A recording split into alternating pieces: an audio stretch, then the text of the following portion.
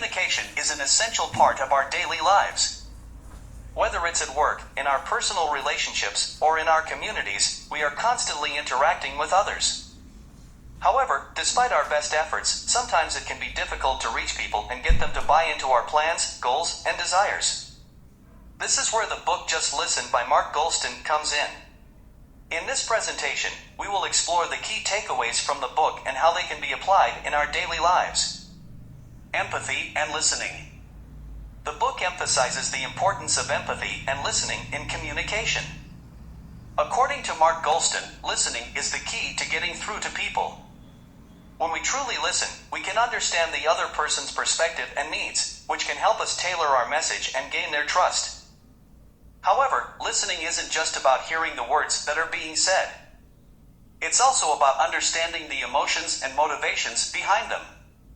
By empathizing with the other person's feelings, we can create a connection that allows for better communication. The book provides several techniques for active listening, including mirroring, paraphrasing, and reflecting. These techniques involve repeating or summarizing what the other person has said, which not only shows that we are listening but also helps to clarify our understanding of their message. By doing this, we can avoid misunderstandings and ensure that we are on the same page. Difficult people and situations. Dealing with difficult people and situations can be a challenge, but the book offers several strategies for handling them. One of the key approaches is to reframe the conversation. This involves finding a different angle or perspective that can help to shift the focus away from the problem and towards a potential solution. For example, if someone is resistant to change, we can try to find common ground by focusing on the benefits of the proposed change.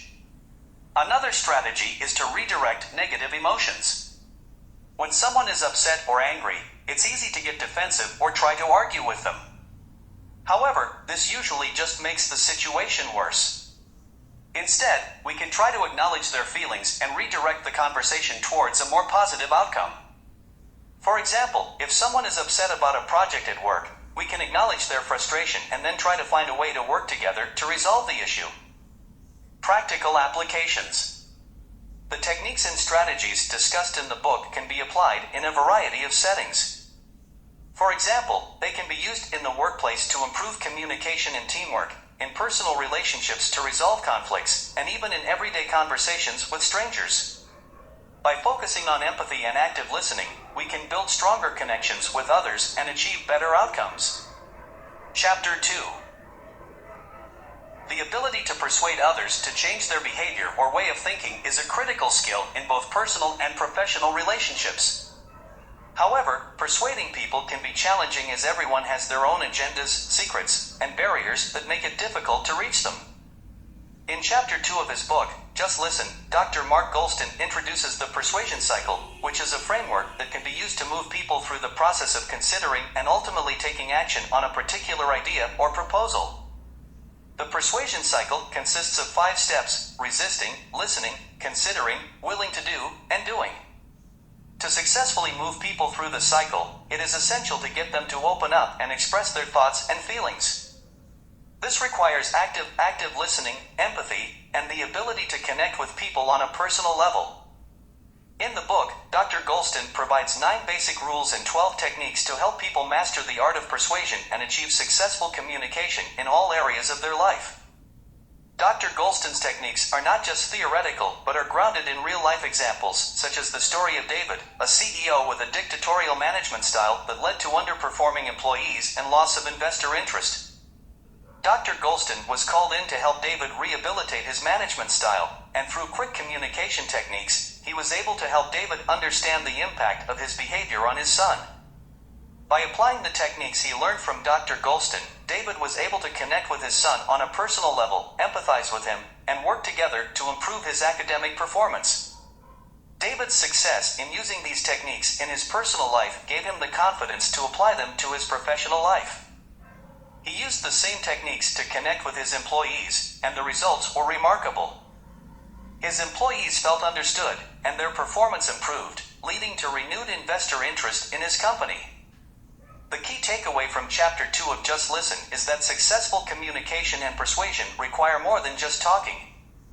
It requires active listening, empathy, and the ability to connect with people on a personal level. The persuasion cycle provides a framework for understanding how people process information and make decisions. By mastering the techniques in the book, readers can achieve successful communication and persuasion in all areas of their life. In conclusion, the ability to persuade others is a critical skill that can make a significant difference in both personal and professional relationships. Dr. Golston's book, Just Listen, provides a practical guide for mastering the art of persuasion by introducing the persuasion cycle and providing techniques for moving people through the cycle. By mastering these techniques, readers can connect with people on a personal level, empathize with them, and achieve successful communication and persuasion in all areas of their life. Chapter 3. The human brain is a complex system that has evolved over millions of years, and it consists of 3 layers: the primitive reptilian layer, the more evolved mammal layer, and the final primate layer.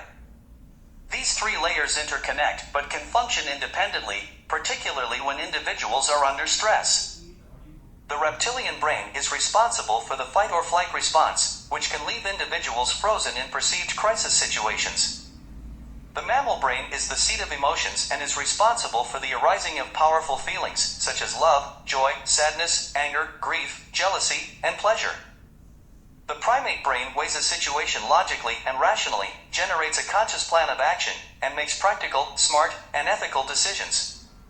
The amygdala is a small area deep in the brain that responds to perceived threats to an individual's well-being, whether physical, financial, or ego-related. The amygdala hijack occurs when this area of the brain takes control of the individual, directing impulses to or diverting impulses from the frontal cortex, the logical part of the brain that wants to analyze the threat. In situations where individuals sense a threat, the higher brain region wants to analyze the situation, but individuals don't always have time for that. Therefore, the amygdala has the power to throw a switch, causing individuals to act on primitive instinct. When the amygdala hits the boiling point, individuals undergo an amygdala hijack, and their ability to reason drops drastically. Stress hormones flood their system, and their adrenaline rush keeps them from thinking clearly in the next minutes, and it may take hours for the full effects to fade. Daniel Goleman, the originator of the concept of emotional intelligence, coined the term amygdala hijack to describe this process.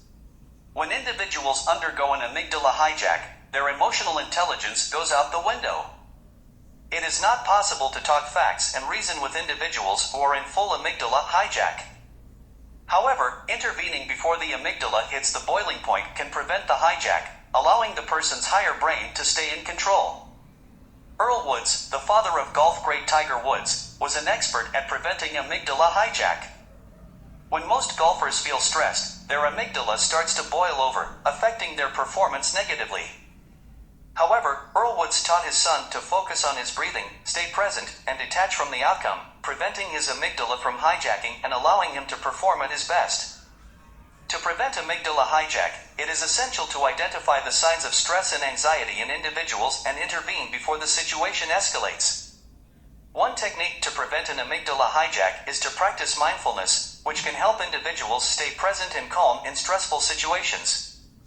It is also helpful to validate individuals' feelings and concerns, allowing them to feel heard and understood. Additionally, reframing the situation positively can help individuals perceive the situation as less threatening, preventing their amygdala from hijacking.